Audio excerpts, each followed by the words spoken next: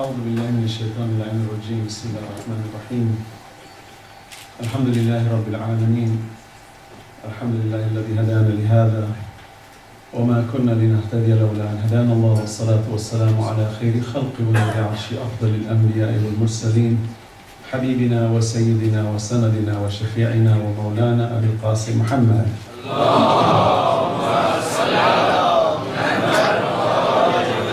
وعلى آله الطيبين الطاهرين المعصومين المظلومين. Allah subhanahu wa ta'ala, in whose name I begin, all praise belongs to Him for having created us and given us this wonderful opportunity to represent Him on this transient earth and to take lessons from the best role models who are prophets and the ai who are infallible beings as guides to teach us on what to do and what not to do. And He tells us in Surah Al-Anfal, verse number 2, إِنَّمَا الْمُؤْمِنُونَ الَّذِينَ إِذَا ذُكِرَ اللَّهُ وَجِلَتْ قُلُوبُهُمْ وَإِذَا تُلِيَتْ عَلَيْهِمْ آيَاتُهُ زَادَتْهُمْ إِيمَانًا وَعَلَى رَبِّهِمْ يَتَوَكَّلُونَ. صدق الله العلي العظيم. صلوات على محمد وعلى محمد.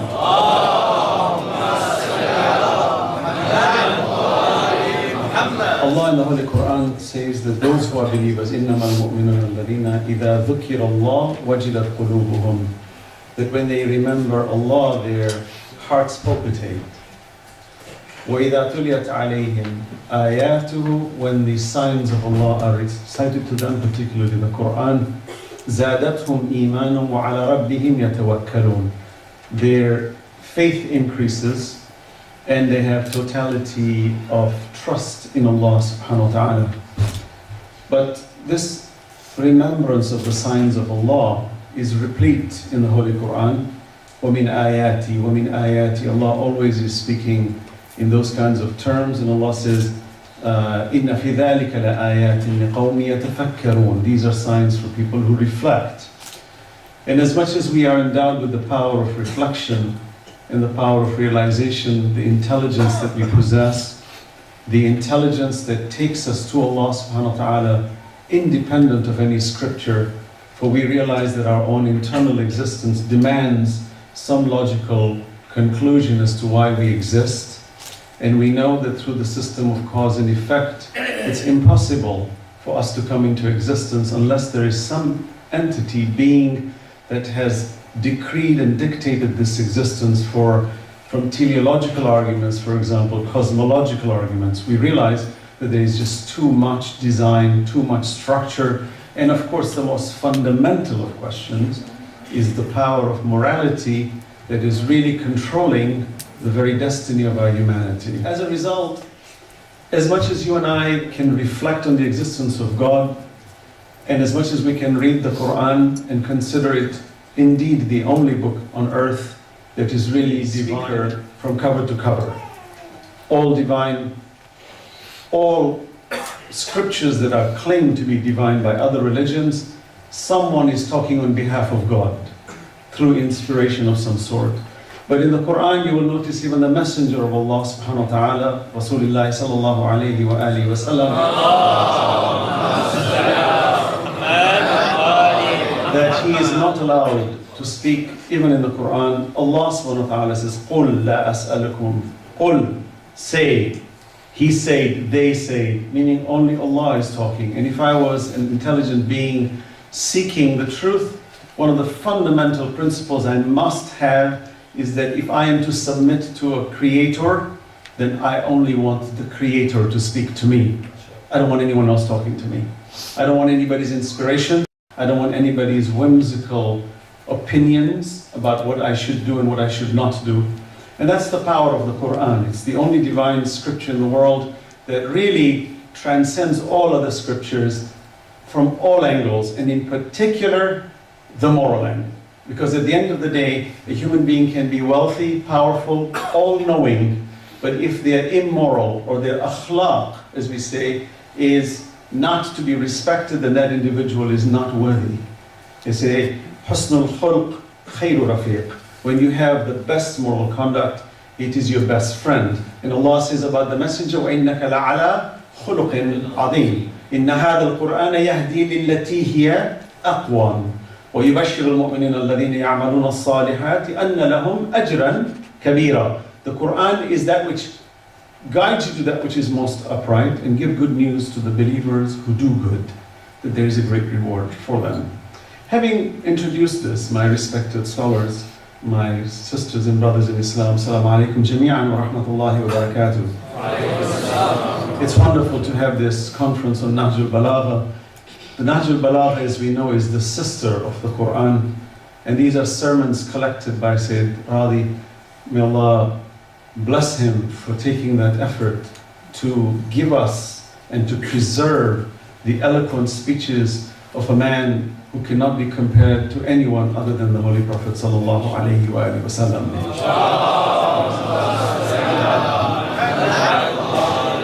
And we see that the Nahjul Balagha is a sister from what perspective? That as much as we read the Quran, as we know the Quran is composed of the muhkamat and mutashabihat verses. Meaning there are those verses that are decisive, they have very few interpretations and they're very direct. And then we have the allegorical ones which come under subjection of many interpretations. And as we know that as much as the Quran is intact, independent of any other book, it's the only book that questions and answers itself. Nonetheless, we know as intelligent beings that there is a co-component that exists with the Quran, which is the active, transactional Quran, the living, walking, talking Quran, which is none other than the Holy Prophet himself, sallallahu alaihi wasallam, and the 14, and especially the 12 Imams, who are inseparable as the Quran, meaning all the 12 Imams, including the Holy Prophet, are living, walking, talking Quran. Because it's logical that we need role models to explain to us what does religion really mean. When people ask me, what makes your religion right? What makes Islam the best religion? How do you know your religion is the best? I said religion is dependent on role modelship. If there is no role model religion, that religion is bankrupt. You can be as philosophical as you want to be, as ideological as you want to be. If there is no pragmatic, practical approach to the fulfillment of high moral standards, it's an absurd religion because it's just an ideology, a philosophy. But Islam is a submissive religion, a religion that makes us submit proactively, and even La ilaha illallah is a revolution through rejection and submission. That's why Islam is such a proactive religion. And you see Imam Ali alayhi salam in Nahjul Balagha says, work, work, work. For Iman without work has no worth. Because Imam Ali alayhi salam says, if a person is not transactional, what good is he? This is why our prophets and Imams are so important to us. So when I'm asked that question, I say Islam is the best religion. It's because it has the best role models. And what makes our school of thought, in particular, the best in the universe, is that we insist that all our role models are infallible. And people have a problem with that. They think that by creating infallibility through these kinds of philosophical arguments, somehow we equate it to a divinity and somehow they become divine. This comparison is absurd. Because if that is the case, when a student takes an exam and gets 100, they don't become divine. Okay? It's just that you're aiming towards perfection. So when our Imams and our prophets are perfect, it's a necessity. Otherwise, how would I know what is wrong and what is right? And a prophet is not made up of what we call a church and a state, a mosque and a state. Some people say there's the religious part of the prophet, then there's the human part of the prophet. Who decides which one is which? If I'm going to start dissecting the messenger into parts, then I will become the manufacturer of religion. And Allah says, قُلْ أَتُعَلِّمُونَ اللَّهَ بِدِينِكُمْ وَاللَّهُ يَعْلَمُ مَا فِي السَّمَاوَاتِ وَمَا فِي الْأَرْضِ يَمُنُّونَ عَلَيْكَ أَنْ أَسْلَمُوا قُلْ لَا تَمُنُّوا عَلَيَّ إِسْلَامَكُمْ بَلِ اللَّهُ يَمُنُّ عَلَيْكُمْ وَأَنْ هَدَاكُمْ. Allah subhanahu wa ta'ala says, I guide you. You don't make these decisions. You don't dictate what needs to be done. The messenger is 100% being walking, talking entirely the Quran. Salawat ala Muhammad wa ala Muhammad. So we have the best role models. And if I were searching for the best religion, fundamentally, I must have the best role models. Otherwise, this religion is useless to me. And nobody has role models like us. Even enemies cannot speak bad about our role models. They try. They try to vilify and belittle the messenger of Allah subhanahu wa ta'ala. But Allah says, وَرَفَعْنَا لَكَ ذِكْرَكَ. We have raised your dhikr. And the reason they are attacking him, because they know, if they don't bring him down, Islam will continue to grow. Because the growth of Islam is through such relationships. So when we come to Imam Ali alayhi salatu wasalam, these representatives became the reflectors of the messenger. Imamat is reflection to prophethood. And there's a beautiful explanation that the messenger gives with Surah Al-Shams when the prophet says this, Bismillah ar-Rahman ar-Rahim, وَالشَّمْسِ وَالضُّحَاهَا وَالْقَمَرِ إِذَا تَلَاهَا. He says, وَالشَّمْسِ وَالضُّحَاهَا, by the sun in its brilliance, that's me. وَالْقَمَرِ إِذَا تَلَاهَا, that's my brother Ali ibn Abi Talib, who's my reflection. And he is brightest when I'm not there. Notice this.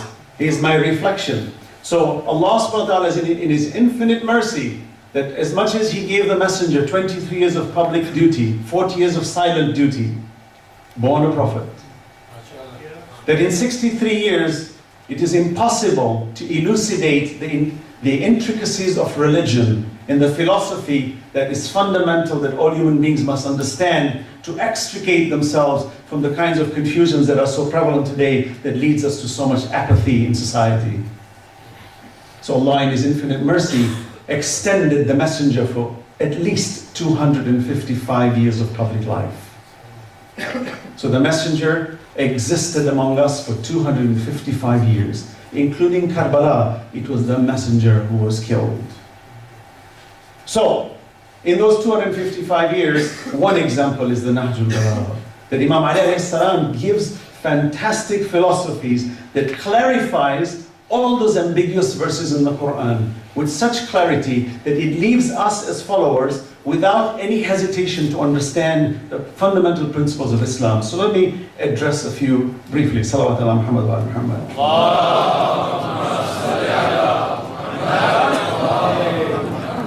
Allah subhanahu wa ta'ala, through Imam Ali alayhi salam's sermons, as you know, Imam was very eloquent. His speech was second to none. When he would recite and speak, he would mesmerize people because of his eloquence, his wisdom, his akhlaq, his adab. He was a pure reflection of the Messenger of Allah subhanahu wa ta'ala. And this Nahjul Balagha, unfortunately, is not read very much around the world. Inshallah, it will be. I do know in prisons, they don't let prisoners read it. Because if they do, they will become followers of Ahlul Bayt. We call it the sister of the Quran because it exemplifies the Quran. So let me establish a few points with relations to our spirituality. For me to be spiritual towards Allah subhanahu wa ta'ala, my foundation must be firm. I must not have doubt. ثُمَّ لَمْ يَرْتَابُوا وَجَاهَدُوا بِأَمْوَالِهِمْ وَأَنفُسِهِمْ فِي سَبِيلِ اللَّهِ أُولَٰئِكَ هُمُ الصَّادِقُونَ. Who are these people? إِنَّمَا الْمُؤْمِنُونَ الَّذِينَ آمَنُوا بِاللَّهِ وَرَسُولِهِ. To believe in Allah and the Prophet, and you have no doubt, it requires cogitation, reflection, understanding that if an atheist, agnostic, a deist, a polytheist, even a monotheist argues with you on the existence of God and the purpose of life, if you and I do not have all our pieces of the puzzle properly articulated, then our iman is not firm. And when it's not firm, it's like a tree that's not well rooted. So our iman is helping us to root it well. So you will notice one of the salient characters of the Nahjul Balagha is in the firm establishment of Tawheed. What I love about Imam Ali alayhi salam, and I try to follow that path even in my public speaking, that when I begin with the qualities of Allah subhanahu wa ta'ala, at least for 5-10 minutes, because that is what I sense when our blessed Imam would speak. That he taught us that when you start any discourse, bring it with Allah at the front line. Otherwise, it's an exercise potentially in futility. So Imam establishes in Nahjul Balagha the certainty of Allah. And I'll describe one of his presentations that, believe me, an average human being cannot describe. Allah says, وَالَّذِي بَعَثَ فِي الْأُمِّيِّينَ رَسُولًا مِّنْهُمْ يَتْلُو عَلَيْهِمْ آيَاتِهِ وَيُزَّكِّيهِ وَيُعَلِّمُهُمُ الْكِتَابَ وَالْحِكْمَةَ وَإِنْ كَانُوا مِنْ قَبْلُ لَفِي ضَلَالٍ مُبِينٍ. That He it is who sent messengers from among you. They taught you what? The signs, the law. They purified you, gave you wisdom, And before it, you were in utter darkness. This is the continuation of that. وَيُزَكِّيهِمْ وَيُعَلِّمُهُمُ الْكِتَابَ وَالْحِكْمَةِ. The Nahjul Balagha is performing that duty to explain to me the wisdom of the Holy Quran. Imam Ali alayhi salam talking to his army, just as an example, talking to his army, preparing his army to go fight. He was an erudite, eloquent, that when he would see his soldiers in slumber, he would come and look at them and tap their shoulders and say, let me tell you why you're standing here. And people got so infused with energy that they became indomitable on the battlefield. Because that's the hikmah of a representative of Allah. Imam is saying to the soldiers before going to war, always keep your consciousness of Allah in your mind. Remember that you cannot afford to do without His grace. It starts this way. Second, remember that Islam is a mission of peace and love. Wow, that's a lifelong journey. Peace and love. Those of us who are Muslims and we live with hatred and venom and we damn and condemn every other person who's not in our pathway, it's not Islam. Yes, we damn and condemn evildoers who kill and who murder and who are treacherous in societies. We do damn and condemn those. But it is through peace and love and through compassion and through acceptance of a multicultural society. And we say, but still, هو الذي أرسل رسوله بالهدى ودين الحق ليظهره على الدين كله. It's going to supersede all religions. Allah says, لا يحزنك قولهم إن العزة لله جميعا. Don't let what they say bother you. So when those who call us kuffar and they call us kafir because we love Ahlul Bayt, because Allah and the Prophet love Ahlul Bayt, and therefore we follow the prescriptions of Allah subhanahu wa ta'ala, Allah says, لا يحزنك قولهم. Don't let what they say bother you. Someone comes and says, you are a kafir, you are a Shia, you are a Sunnah, you are a kafir. لا يحزنك قولهم. No. When you know haqq and deen, what is there to have worries about? Imam Ali says, next one, keep the Holy Prophet before you as a model of bravery, valor, and piety. Look at the sentences of this great man. We are accused that when Jibreel came down, that supposedly this message was supposed to go to Imam Ali alayhi salam and accidentally went to the Prophet. What an absurd accusation. They make the same accusation that when the message came from Jibreel, it was supposed to go to Bani Israeli and it didn't go there. What's the difference? Here Imam Ali alayhi salam says, I adjure you, I command you that keep your messenger as your role model. Who's talking? Ali ibn Abi Talib alayhi salam. He says, this is my command to you. He doesn't say, keep me above the Prophet. He says, keep the Prophet as your role model, because I am the Bab of this Medina. Ana Madinatul Ilm, the Prophet said, وَعَلِيٌّ بَابُهَا وَمَنْ أَرَادَ الْمَدِينَةَ فَلْيَأْتِهَا مِنْ بَابِهَا. Whoever wants the city, come through this gate. The gate is telling me, to the soldiers and to you and me, that keep your eyes open and make sure that the Prophet is your role model in valor, bravery, and piety. Imam Ali himself says, he says, every act on that battlefield of strategy, as you know, nobody was more strategic on a battlefield in annihilating the nemesis of Islam more than Ali ibn Abi Talib alayhi salatu. He was phenomenal. They say his strategy was so profound that with perfection he would slice his enemies, and with clarity that if he found even an iota of fear in the enemy, he would leave him alone. Because that's love and compassion in Islam. Salawat ala Muhammad wa ala Muhammad.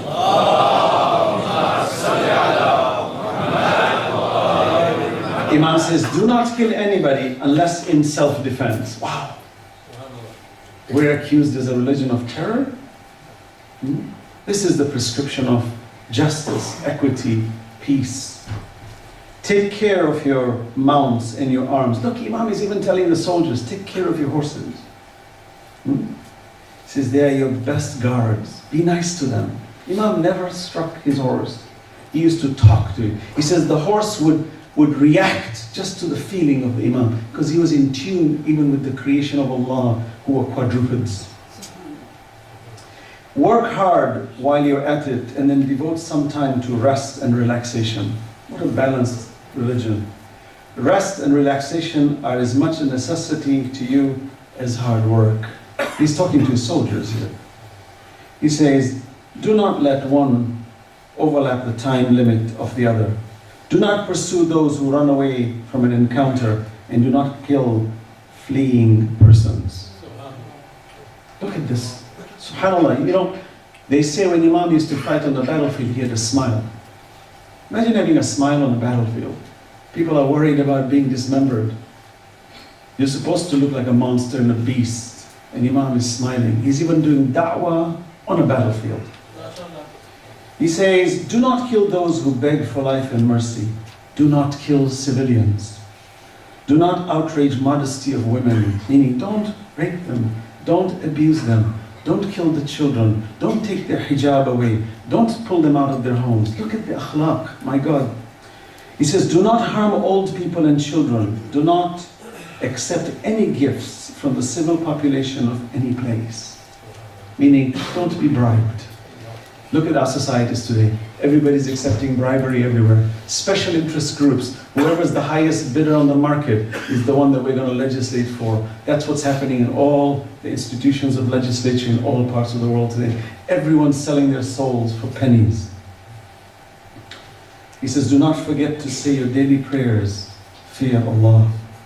Remember that death will inevitably come to every one of you sometime or another, even if you are 1,000 miles away from a battlefield. Therefore be always ready to face that. وَمَا تَدْرِي نَفْسٌ بِأَيِّ أَرْضٍ تَمُوتُ. No self knows on which land they will die. These are some of the fundamental principles that Imam Ali ﷺ explains to us eloquently as a lesson in Nahjul Balagha. I would like to share very briefly, without going too far, with regards to Imam's explanation of Allah. Look, we read the Quran all the time. Allah is always describing Himself. Imam is now describing with so much detail that nobody has been eloquent. Like he says, Allah is before, even before was before. That's eloquent talk. He's talking about Allah. He says, Allah is not like any object that the human mind can conceive. No attribute can be ascribed to Him which bore the least resemblance to any quality of which human beings have perception from the knowledge of material objects. This is the highest form of philosophy you will ever get. These are, Allah says, إِذَا ذُكِرَ اللَّهُ وَجِلَتْ قُلُوبُهُمْ وَإِذَا تُلِيَتْ عَلَيْهِمْ آيَاتُهُ زَادَتْهُمْ إِيمَانًا وَعَلَى رَبِّهِمْ يَتَوَكَّلُونَ. He says the perfection of piety consists in knowing Allah. The perfection of knowledge is the affirmation of His verity. And the perfection of verity is the acknowledgement of His unity in all sincerity. And the perfection of sincerity is to deny all attributes to the deity. He who refers an attribute to Allah believes the attribute to be God. And he who so believes an attribute to be God regards God as to or part of. Look at the purity of Tawheed. That Allah subhanahu wa ta'ala should not be considered one in numbers that you can add to Him and subtract from Him. Imam is describing what the Quran is already saying of Tawheed, but this is why we call it the sister of the Quran. I continue with this, there's more to recite on this, but you get the message. In particular, when we start going into philosophies, look at how the Nahjul Balagha establishes some beautiful fundamental principles. I was just in Manchester for 3 days, and so many discussions about predestination. Qada wa qadar. So many. Everyone is talking about it. Is it that Allah has predestined us? He knows the future. And that, how does He know the future? If it is, we have free will, how does He know the future? These are valid philosophical questions that require an answer. Look how Imam answers it so beautifully. He says, perhaps you consider predestination to be necessary and the particular decree to be irreversible. If it were so, then would reward and punishment be vain, and the promise and the threat would be of no account, and surely blame would not have come from God for the sinner, nor praise for the righteous. Nor would the righteous be more worthy of the reward of his good deeds, nor the wicked be more deserving of the punishment of his sin than the righteous. God has ordained the giving of choice to mankind and the putting of them in fear and He has not laid duties upon them by force, nor sent His prophets as force. لا إكراه في الدين قد تبين الرشد من الغي. What an explanation on predestination. Imam says, if you dare to agree that predestination exists, then you have negated the entire moral qualities of all sides. You've made the evil good, and you've made the good useless. Imam says, it's impossible to have such a reality. This is the explanation of our Imam, explaining just as an example of predestination. Now, when we talk about Iman, when we talk about piety, as we know, Imam Ali ﷺ was one of those great personalities that in his worship, even the Sufi schools that exist today, all Sufi schools ultimately converge back to Ali ibn Abi Talib as a teacher who taught them how to worship Allah. They were mesmerized by his submission to Allah. And what was it that was so mesmerizing? He was so connected with Allah. So his character is second to none with regards to submission to Allah. But I believe that when you and I reflect the way our Imam speaks, with the value of what life is all about, submission becomes real. That this وَجِلَتْ قُلُوبُهُمْ and وَإِذَا تُلِيَتْ عَلَيْهِمْ آيَاتُ زَادَتْهُمْ إِيمَانًا. What Imam is saying through the Nahjul Balagha is that if you pay attention to the mercies of Allah subhanahu wa ta'ala, you will reach proximity to Allah, that your submission will have purity and sincerity.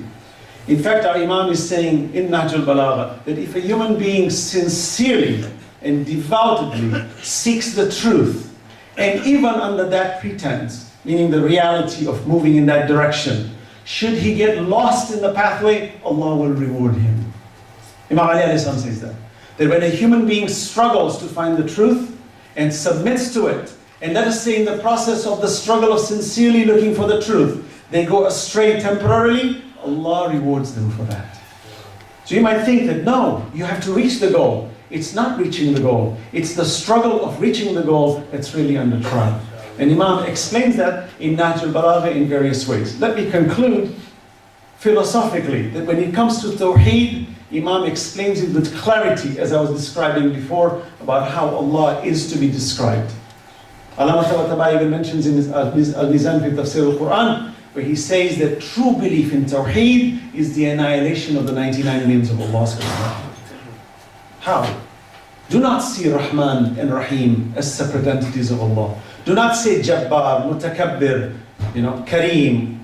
All these names, they are not separate qualities of Allah. They're all actually one and the same, combined. So when we are asking that question, that which is greater, the mercy of Allah or the justice of Allah? These kinds of questions imply that Allah, astaghfirullah, has compartments and that one is superior to the other. But that's because we are compartmental in our thinking. We cannot think of Allah holistically. We are human beings who are frame-referenced, and it's very hard for us to holistically conceive of a divine being that's absolute. Certainly, Imam says in Nahjul Balagha that every description you give of Allah is not Allah. Allah is beyond that. And that's acceptable. Acceptable. But Allah subhanahu wa ta'ala says, I describe myself to you. And understand that these attributes, when they are boiled down to transactional attributes, it's what you should be following. You should have mercy. You should be generous. You should be kind. You should be giving. You should be loving. You should be caring. But of all, Allah subhanahu wa ta'ala says in the Quran, كَتَبَ عَلَى نَفْسِ الرَّحْمَةِ. Allah has decreed upon Himself mercy. So Allah says, if you have an issue with attributes, combine them all under one focal point, which is Rahmah. That's why the entire Quran starts as Bismillah ar-Rahman ar-Rahim. As you know, Rahman is mercy. Rahim is extra special mercy only for the believers. So how do we do this? How do we become subservient like Imam Ali alayhi salam?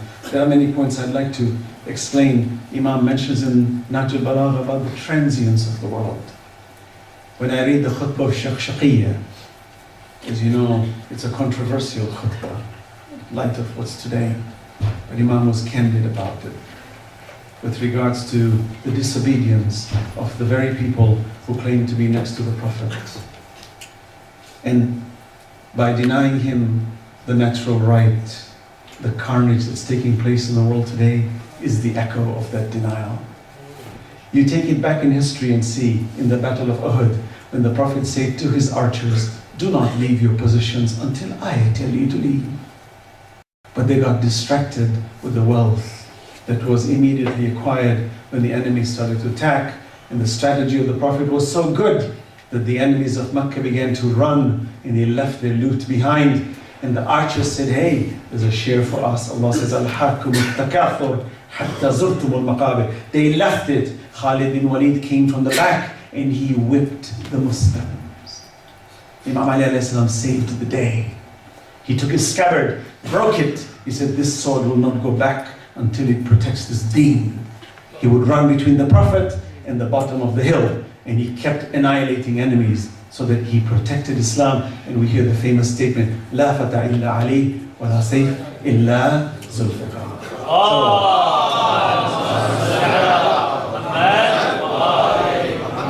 So our blessed Imam protected, but notice the echoes of history, that when you and I disobey Allah, we suffer.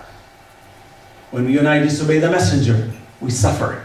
So we ask the question, why are we Muslims being killed today? Why is it that we are so second-class citizens when we used to be the forerunners of science? Why are we second-class citizens that we're not even allowed to be so educated as the rest of the world? Because they are afraid lest we become leaders of the world. When many components of modern science, including algorithms, which is the driving engine of computers, was founded by Al-Khwarizmi. Why not? Allah says it's by your own hand. إِنَّ اللَّهَ لَا يُغَيِّرُ مَا بِقَوْمٍ حَتَّى يُغَيِّرُ مَا بِأَنفُسِهِمْ. Allah does not change the state of a community until the community changes themselves first. What I read in the Nahjul Balagha, which animates me the most, is how my Imam said, as much as I'm an Imam, I rise every morning thanking Allah for giving me one more day to serve you, and I'm a work-oriented individual, though I'm endowed with imamat, but I do not sit and pontificate on the side so that you should all come and aggrandize me and tell me, oh, how great you are. Imam says, we didn't come for that. We came to work, work, work. Till 63 years, Imam Ali alayhi salam, his hair had turned white. He never stopped working. We are the lovers of Ahlul Bayt. It's an obligation upon us that we are the most learned people on earth. No one has the answer to the problems of life but you and I. We have the deen al-haq. Honestly, I say to you. And when the messenger was denied his authority, and after the messenger left and there was that denial, it led us to become mazloom.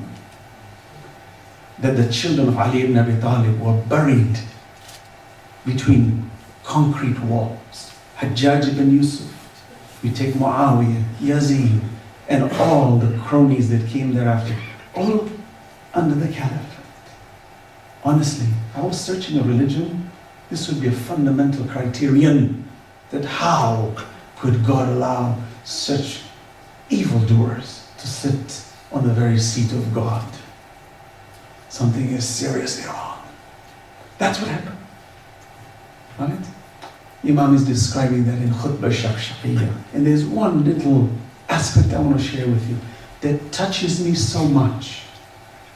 That the Imam had unique capabilities of describing realities of the moment. That 14 centuries later, me, raised in America, I can feel the essence of his message.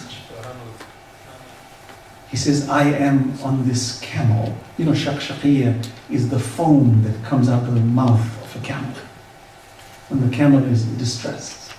SubhanAllah. Imam says, I'm on the camel and I'm holding the reins.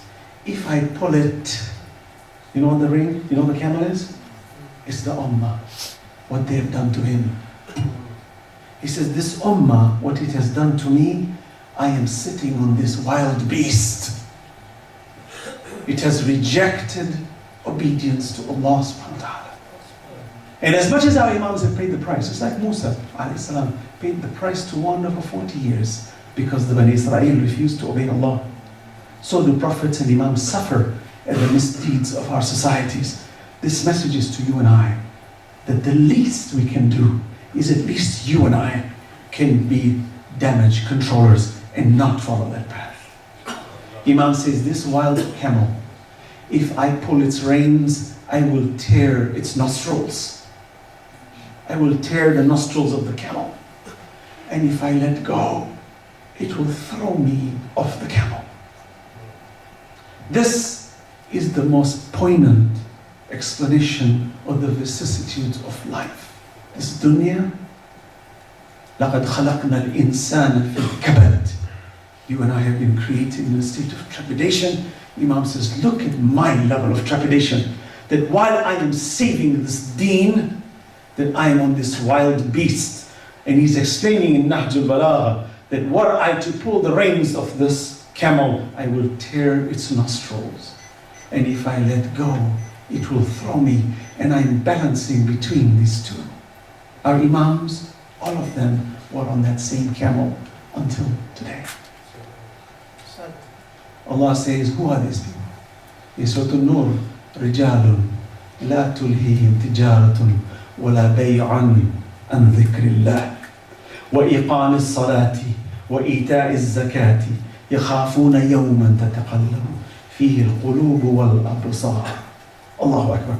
Allah is describing such people. That when we're reading Nahjul Balagha, you want to talk about spirituality? Touch this. Anytime you and I have apathy in religion, we don't feel like praying, we don't feel like doing good things, and we want our hearts to feel trepidations, we want our hearts to wajilat qulubuhum, and you want to have zadathum imanan, we want to increase our iman. After reading the Quran, touch the Nahjul Balagha, and let the Imam describe to you that submission that Allah subhanahu wa ta'ala wants from us, and through examples, through these explanations, that I begin to feel the ayah as a real being. It's not a set of words anymore. Those of us who watched the movie Mukhtar, Thaqafi, may Allah bless those who made that movie in the Islamic Republic of Iran. I tell you, this nation, only Allah can give them the barakah for the price they're paying. SubhanAllah. And they're producing movies. There's a new movie coming out on Imam Hassanain Rajabali. It's a movie on Imam Ali, Imam Rida alayhi salam, as you know. Yusuf. You know, in all my recitations of Surah Yusuf, I never really understood the depth of a prophet's life until I watched the movie. That's the power of media. We need to extrapolate and expound the power of media. That when we bring this three-dimensional reality, we get the feel of what is real. That I always used to hear about the fact that the people of Kufa are not to be trusted. It never made sense until you watch the movie Mukhtar. And you see these people changing colors like chameleons. And you're caught between ideals. We have this problem today within our communities here. We got every ideologist here sitting. What's your opinion on this? What's your opinion on this? Are you pro this? Are you anti this? Oh, I'm against you. I'm for you. And then suddenly you find somebody whispering in the back with text messages. Oh, he's an enemy. Oh, he's a friend. Oh, he's a good guy. He's a bad guy. And you find this circularity when Allah says, وَاعْتَصِمُوا بِحَبْلِ اللَّهِ جَمِيعًا وَلَا تَفَرَّقُوا. Oh no, my way or the highway. Divide and conquer. If I was a clandestine group, all I need to hear is contrarian viewpoints. I'll finance you, I'll finance the other guy. That's what all these killers are. The Khawarij who were killing Imam Ali alayhi salam's people, the Khawarij were being financed by Muawiyah, who was being controlled by cronies above him. What's different than today? The Muawiyahs of today are the kingdom of Saudi, occupied Arabia. And the Qataris, who are bluntly, openly killing Muslims all around the world, financing billions of dollars like a bunch of slaves, and our lives are being lost, and we are being called terrorists. What's the difference? But Allah subhanahu wa ta'ala is saying, these are the role models you need to follow. You know why they're all afraid of us? Honestly, with due respect, it's because of the eloquence of the Nahjul Balagha, the eloquence of Ahlul Bayt, the eloquence of the Quran in practice.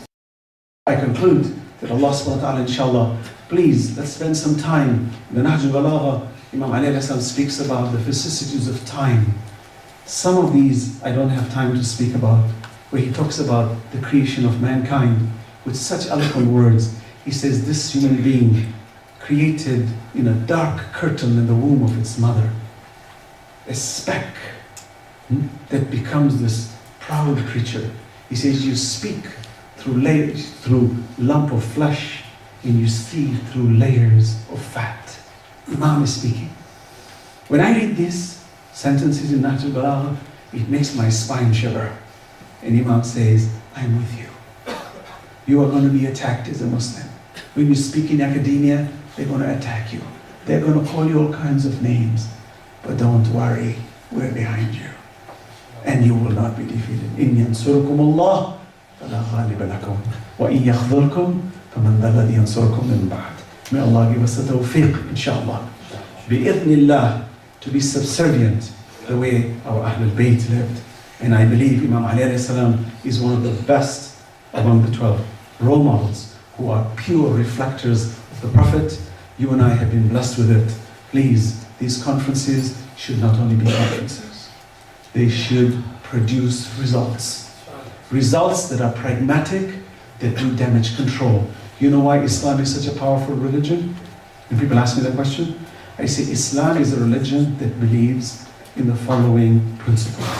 Prevention is better than cure. That's wisdom speaking. Ittaqillah is prevention better than cure. Islam is the cure. وَنُنَزِّلَ مِنَ الْقُرْآنِ مَا هُوَ شِفَاءٌ وَرَحْمَةٌ لِلْمُؤْمِنِينَ وَلَا يَزِيدُ الظَّالِمِينَ إِلَّا خَسَارًا. What we have given you in the Quran is a shifa. It is a cure. But Islam's strength is in prevention over cure. We Muslims living in the West are swimming in a cesspool of filth, especially when it comes to immodesty, indecency, immorality. If we do not take preemptive measures to protect our generations from getting poisoned, then we will fall into those abysmal traps which will never take us out.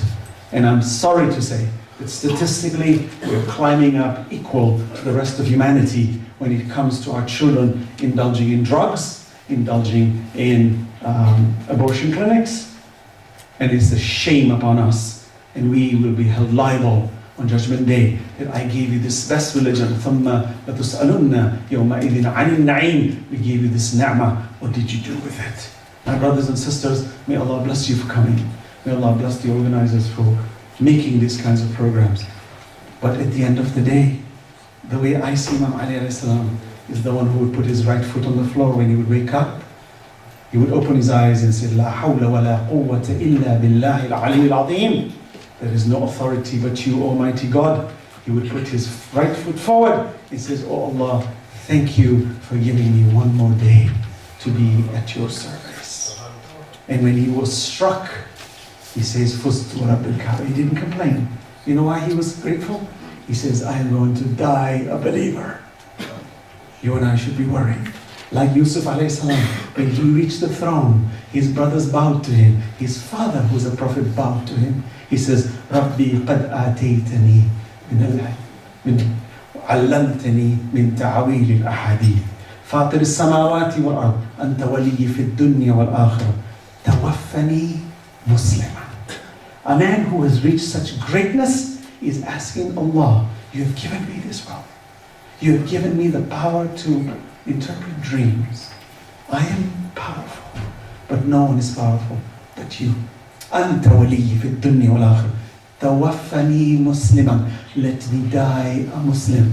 I would think, Subhanallah, you are a prophet, you are a Rasul, you are such a great man, you are praying to die a Muslim. What's the Prophet telling me? Hassanain, you can be in America. You can call yourself a Muslim. You can know a few verses of the Quran. Don't guarantee yourself you want to die a Muslim. Unless you take preemptive moves to protect your iman, you may not die a Muslim. So may Allah give us the tawfiq, inshallah. Bismillah ar-Rahman ar-Rahim. Allahumma inna narghabu ilayka fi dawlatin karima. تعز بها الإسلام وأهله وتذل بها النفاق وأهله وتجعلنا فيها من الدعاة لا